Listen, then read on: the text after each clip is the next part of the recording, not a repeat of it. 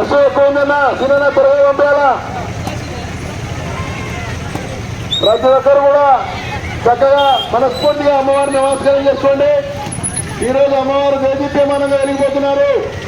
మనకు 9 రకాలుగా అమ్మవారు దర్శనమిస్తున్నారు. మన మనసులో చక్కగా అమ్మవారికి నమస్కారం చేసుకొని ఆరోగ్య స్వరూపంతో ఉండాలని ప్రార్థిస్తాము.